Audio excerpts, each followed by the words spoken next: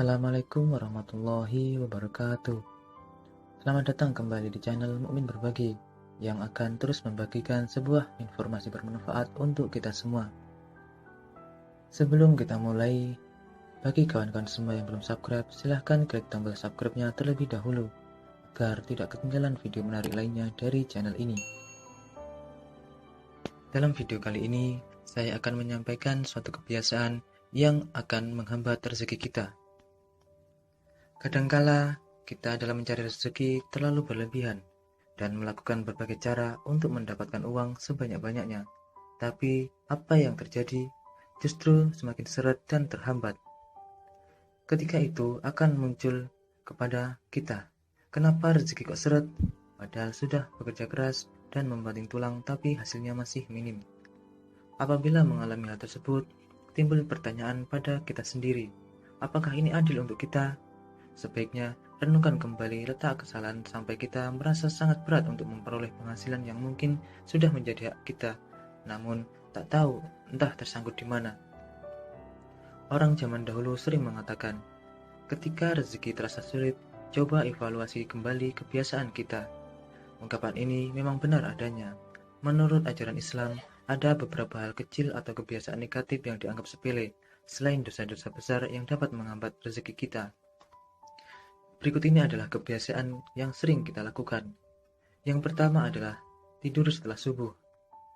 Kebiasaan ini dapat menghambat rezeki Anda karena waktu setelah subuh merupakan saat Allah menurunkan berkahnya sebagaimana sabda Nabi Rasulullah SAW.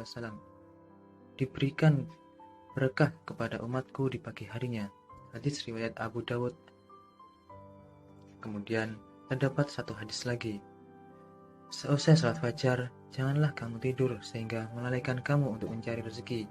Hadis riwayat Tabrani.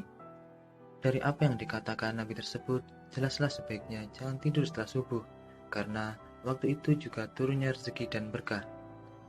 Ibnu Qayyim al-Jauziyah rahimahullah berkata, tidur setelah subuh mencegah rezeki, karena waktu subuh adalah waktu makhluk mencari rezeki mereka dan waktu dibagikannya rezeki. Tidur setelah subuh suatu hal yang dilarang, kecuali ada penyebab atau keperluan. Setelah subuh adalah waktu-waktu yang utama. Para ahli menyebutnya waktu-waktu emas. Udara pada waktu itu adalah udara terbaik. Waktu-waktu tersebut adalah waktu di mana energi kita berada pada kekuatan optimal untuk bekerja. Karena itu, jangan menyia-nyiakan waktu setelah subuh. Yang kedua adalah memutuskan tali silaturahmi. Allah memberikan dengan cara bergerak dari satu tangan ke tangan yang lain. Menyambung silaturahmi merupakan salah satu cara agar aliran rezeki yang diberikan Allah melalui tangan orang lain sampai kepada kita. Oleh sebab itu, apabila Anda memutus satu ikatan silaturahmi, sebenarnya adalah kita sudah menutup suatu sumber rezeki yang seharusnya mengalir melalui ikatan tali silaturahim tersebut. Janganlah sampai memutus silaturahmi, namun sambunglah silaturahmi sebanyak-banyaknya dengan siapa saja, karena kita tidak akan pernah tahu dari silaturahmi yang mana kita akan mendapatkan sebuah informasi pekerjaan, jodoh, maupun rezeki yang tidak terduga. Yang ketiga adalah pelit. Orang pelit beranggapan bahwa ini harta dia kumpulkan, mengapa harus berbagi? Kalau berbagi, hartaku akan berkurang. Faktanya, orang tidak akan jatuh miskin karena banyak bersedekah. Malahan harta akan bertambah berkali-kali lipat, sebagaimana Allah telah janjikan di dalam Al-Quran, yang artinya, perumpamaan orang yang membelanjakan harta benda mereka di jalan Allah adalah laksana satu biji yang menumbuhkan 7 tangkai. Pada setiap tangkai terdapat 100 biji, dan Allah akan menggandakan pahala kepada siapa yang dikehendakinya, dan Allah maha luas lagi maha mengetahui. Yang berikutnya adalah zina. Zina merupakan hal sangat tidak dipuji oleh Allah Subhanahu wa taala. Karena sesungguhnya zina merupakan dosa besar.